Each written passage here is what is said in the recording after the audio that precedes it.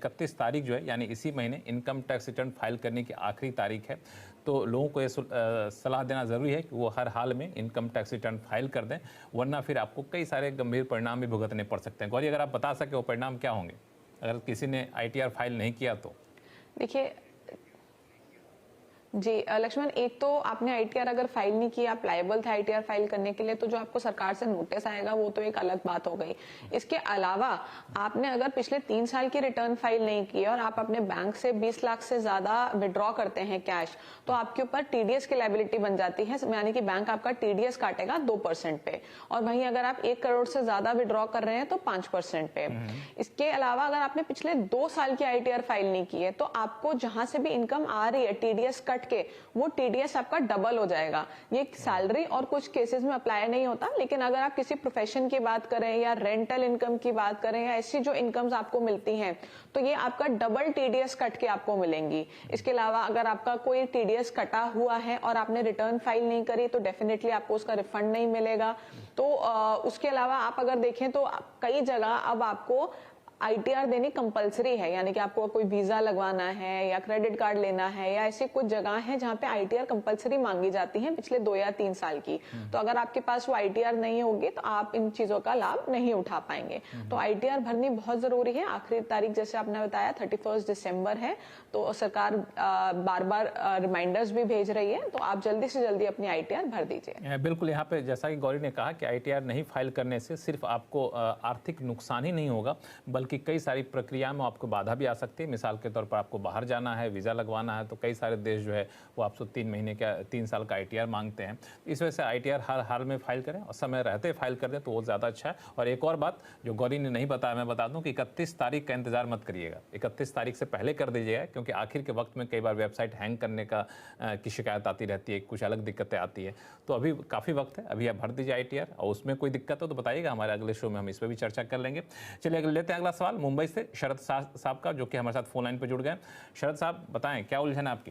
Sir मेरे को बताइए, मैंने एक ऑफिस परचेज किया था, परचेज नहीं, it is on a rented basis in 1993 and मैंने अभी उसको बेचा है। ठीक है। तो it was on a rented, जो रेंटेड पे था, तो वो टाइम पे तो जो मकान मालिक था उसने हमारे से कोई भी पैसा तो कुछ लिया नहीं था।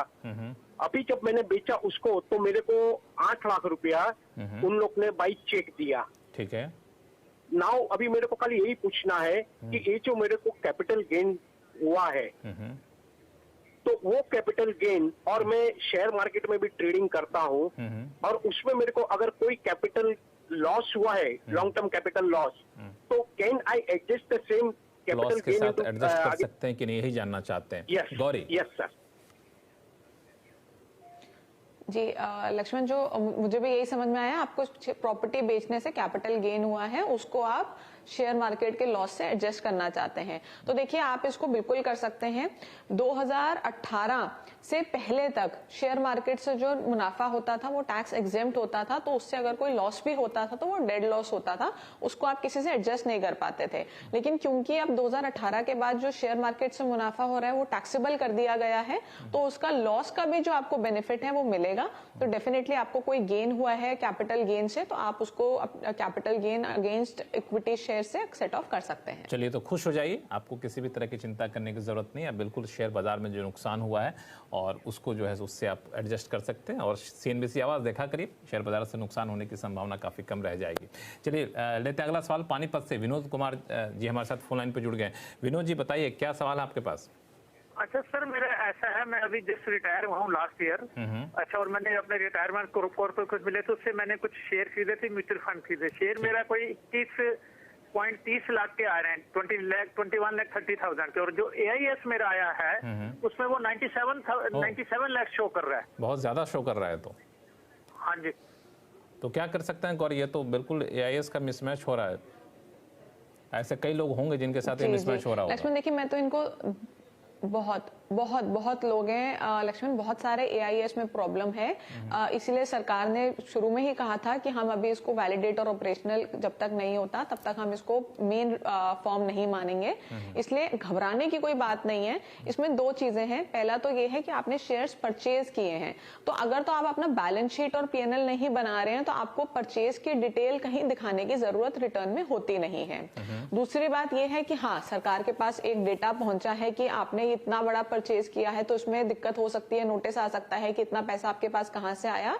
तो AIS को आप करेक्ट करा दीजिए, उसमें एक फीडबैक का ऑप्शन है, उसमें जाके आप बता दीजिए कि आपका इतना परचेज नहीं है, आपका 30 लाख के आसपास का परचेज है, और उसको ऑन रिकॉर्ड ले लेंगे, कोई दिक्कत की बात नहीं है। मुझे लगता है इसमें इनकम टैक्स डिपार्टमेंट की तरफ से समय समय पे एडवाइजरी या फिर लोगों को कुछ सलाह जरूर जारी करना चाहिए, क्लैरिफिकेशन देना चाहिए कि अगर AIS में मिसमैच हो रहा तो आप चिंता ना करें। जैसा कि गौरी ने बताया, कई सारे उपाय हैं उसको ठीक करने के, तो जाहिर तौर पर जो बढ़ा हुआ दिखा रहा है AIS में, उसके हिसाब से आपको इनकम टैक्स देने की जरूरत बिल्कुल भी नहीं है, तो घबराइए नहीं।